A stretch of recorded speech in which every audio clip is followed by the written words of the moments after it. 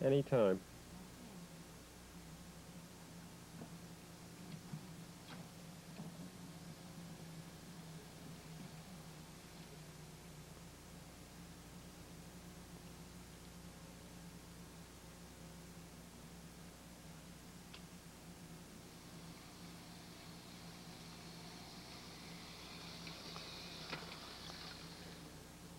Hello. I'd like to talk with you about gardening today, not the kind that we plant and... Okay, anytime.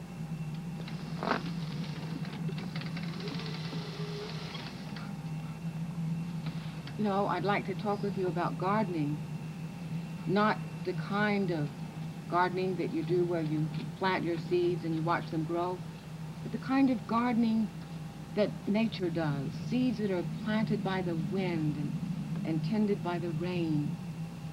I'm talking about foraging and plants that grow all around you that few of us know about. So come with me and let's discover what's all around us.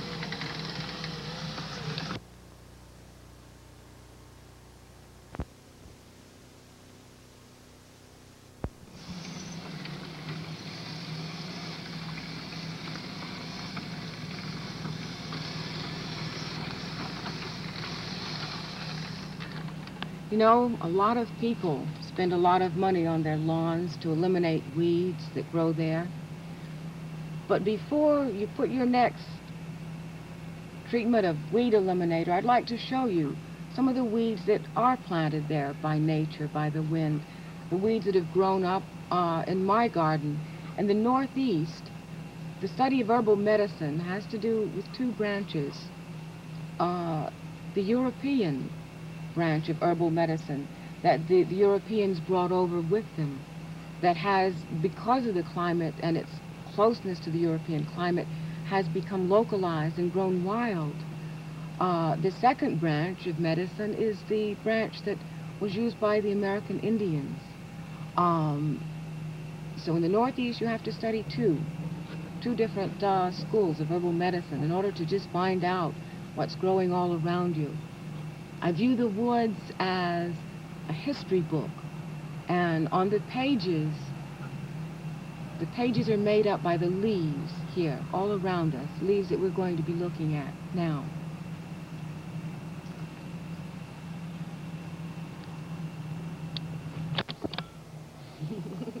What's that? I said I like to look like I'm very cool.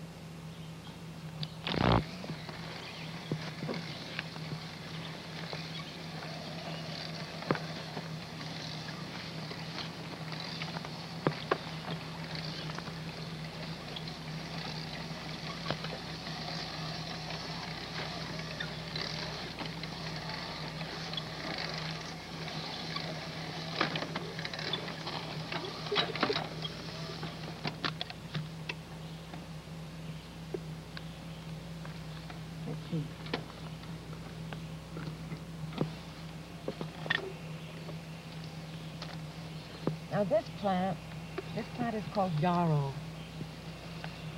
It was used extensively in the Middle Ages as a styptic, which means that it stops bleeding. It was taken as a tea internally, and it was also used, I find it useful for my pets. I came home one evening and my cat Jupiter was in a terrible fight, so I had a little bit of this dried and powdered. I'm just going to get you cutting it. So. Okay, got little bugs.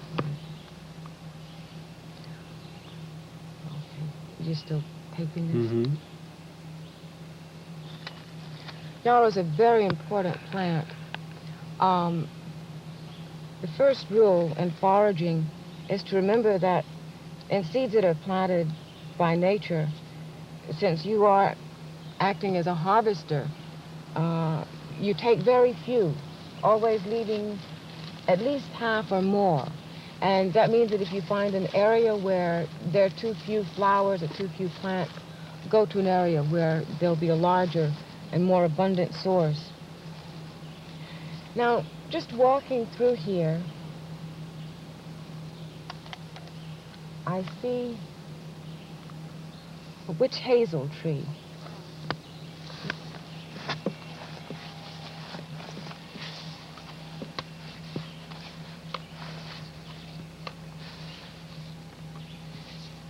I think that everyone knows about witch hazel because indeed the witch hazel is derived from these leaves.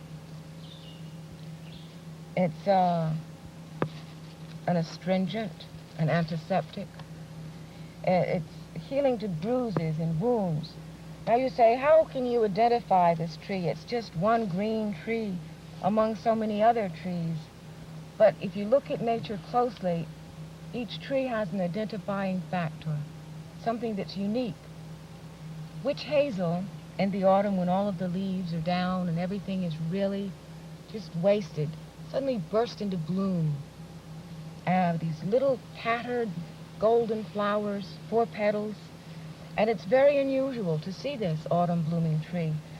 So on your hiking trips in the autumn, you can identify it and return there in the spring. And by identifying it, I mean perhaps tying a small piece of thread around it or just remembering its basic contour, its shape, where you located it. Certainly nothing to disfigure or to harm the tree. Like recently we were at a park and saw trees that had really been hacked up. I couldn't imagine who did that.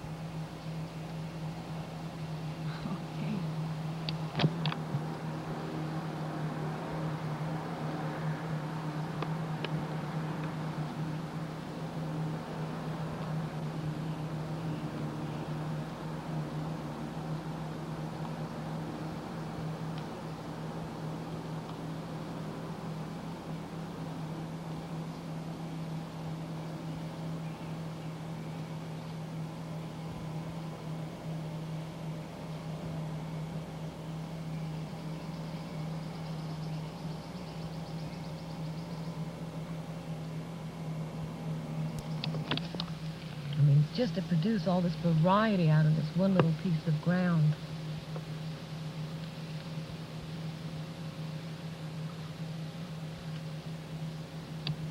Yeah? Mm-hmm. I'm sure all of you are familiar with the raspberry. But did you know that the leaves of the raspberry makes a very delicious tea for those winter evenings? It's also excellent in the treatment of diarrhea, and many women use this to lessen bleeding during childbirth. It's very ancient and old medication.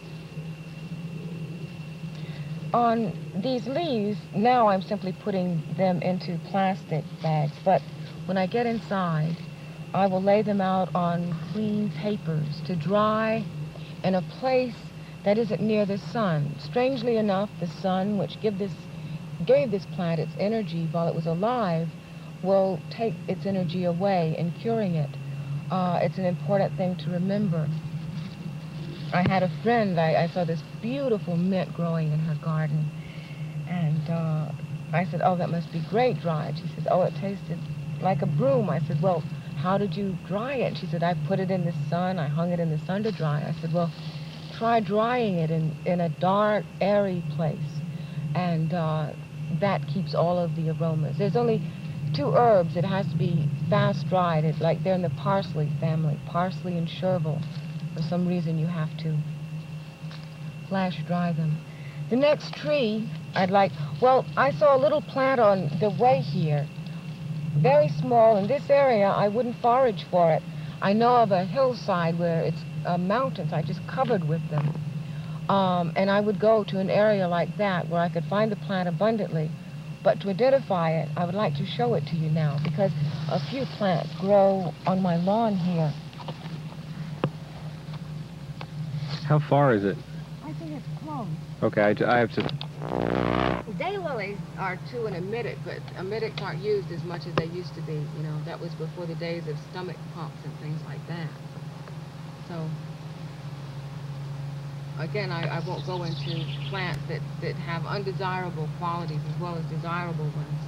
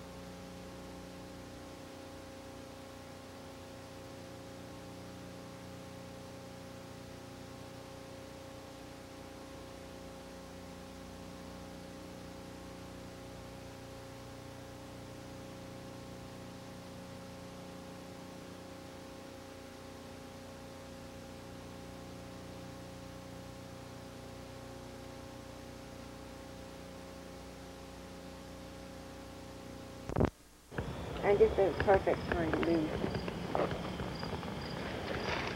This particular herb is very sweet. It has a lot of natural sugar. And you can use it in place of using sugar. Actually, when you make a tea of this, you don't use sugar or any sweetening at all. Also, if you have a cold, this herb is really excellent. It's really wonderful for a cold. Other things I could tell you about this herb would be in drying it, because the leaves are very thick.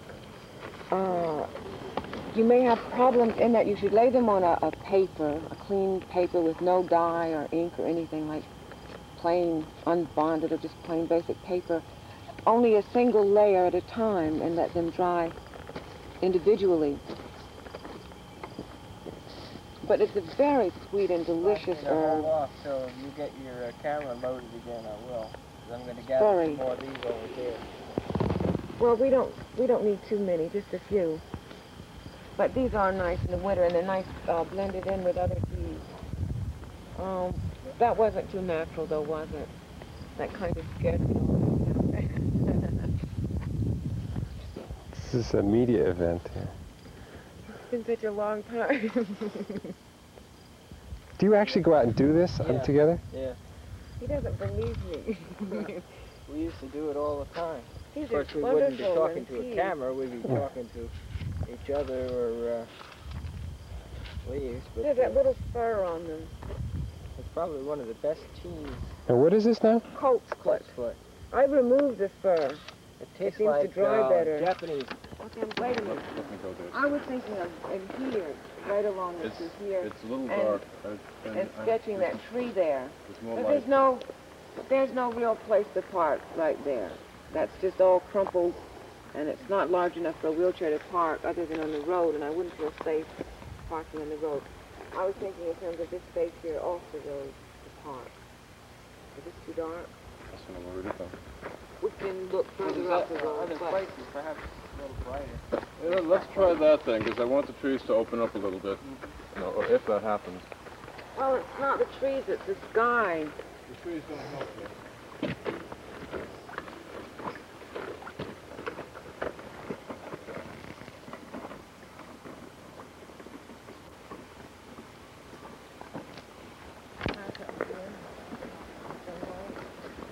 Find the spots that you are comfortable with.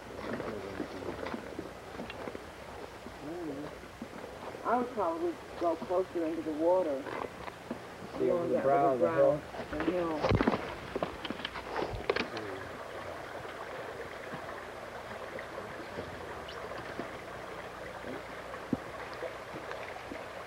That stone has got a really nice shape to it. Sure does.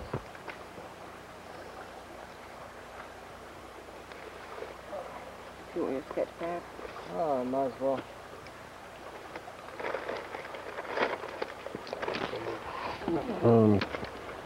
What's happening here is your voiceover telling how you've met two other women with similar body types, and then as you're talking, your voiceover will be on the tape, and the visual part will be you sketching, and you could be sketching either those two people or yourself or whichever. I was thinking in terms of like, there will be some visible awareness.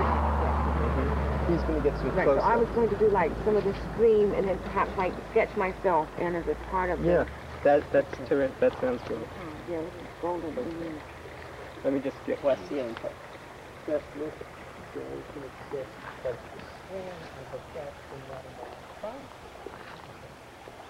Now, I don't want to be in your way, so why don't you tell me? Okay. I'll get out of here. Is that okay with Yeah.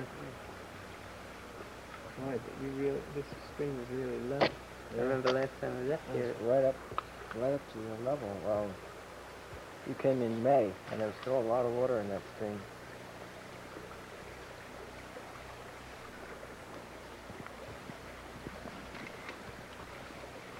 In terms of being in the picture, because this is probably as good a place as any to do it, huh? Or not? You tell me. Oh, back up a minute. And do you want me to be closer or anything, Wasil?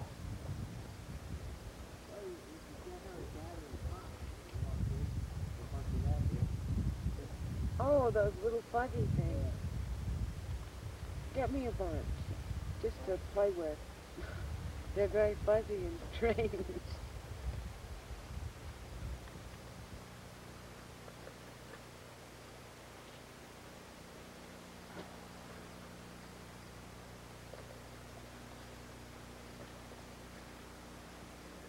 These, we use in tea also.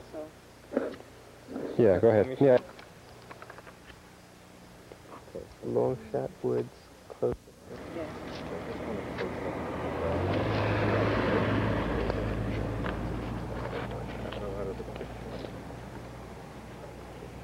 A very attractive little plant. And usually, like, the whole hollow is just filled with it, but the dryness, there's only a few. It's a mint, and it loves water.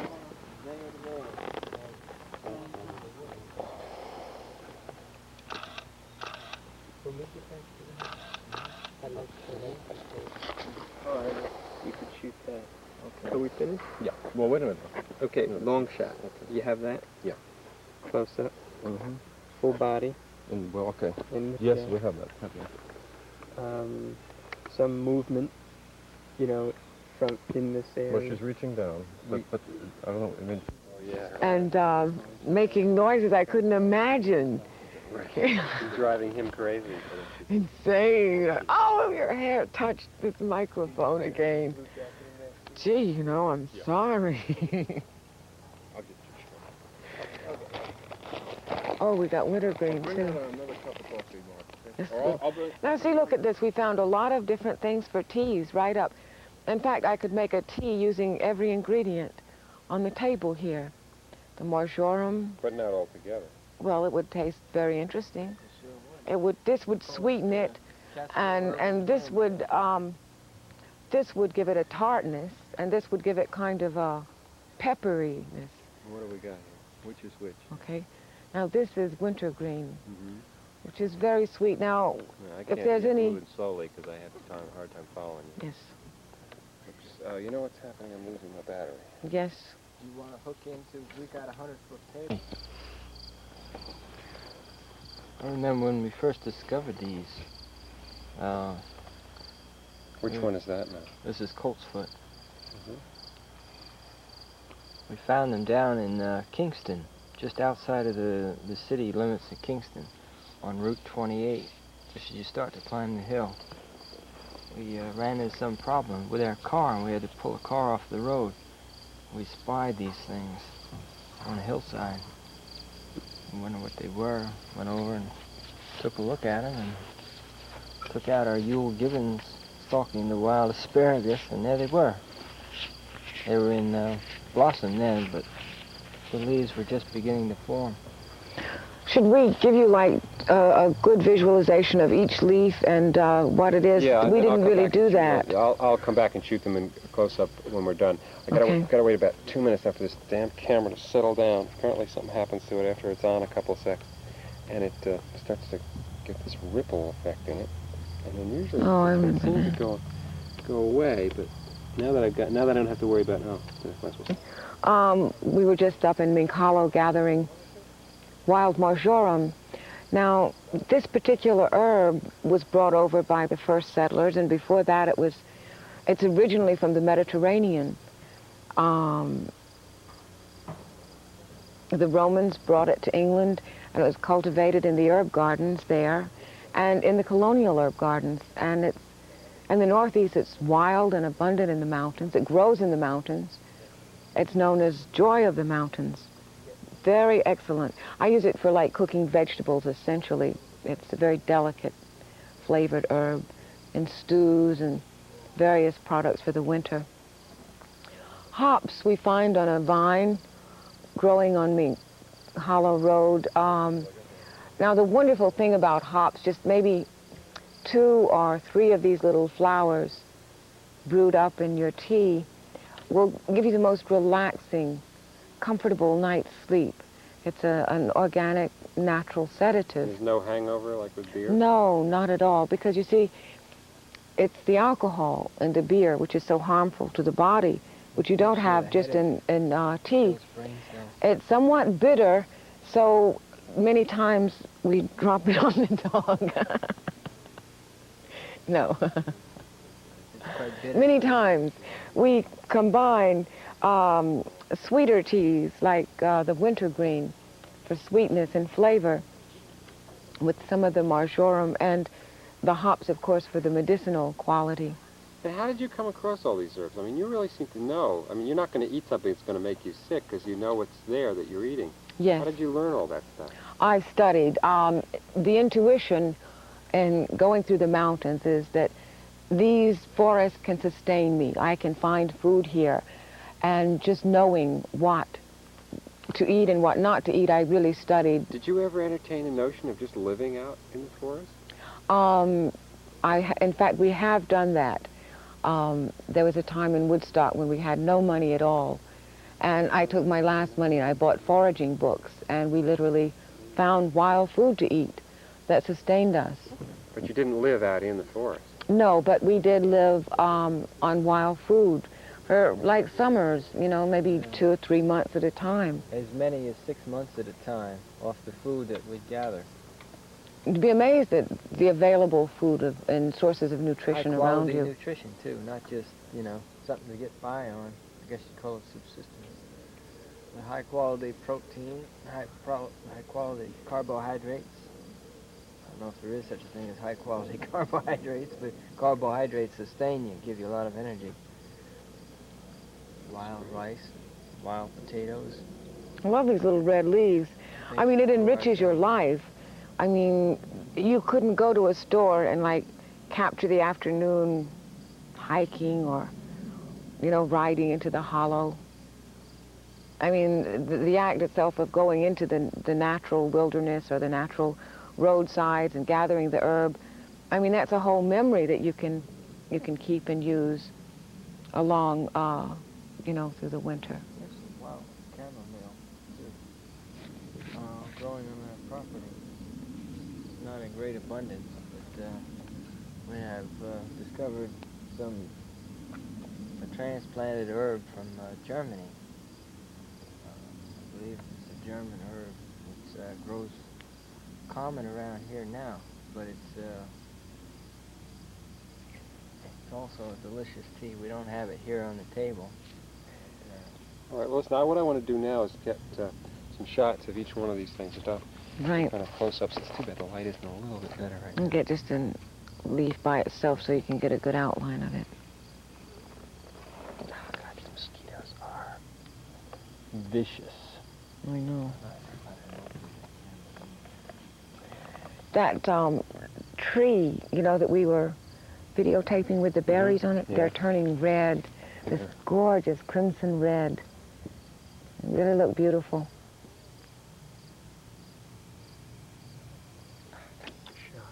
Isn't that delicate? It really is, yeah.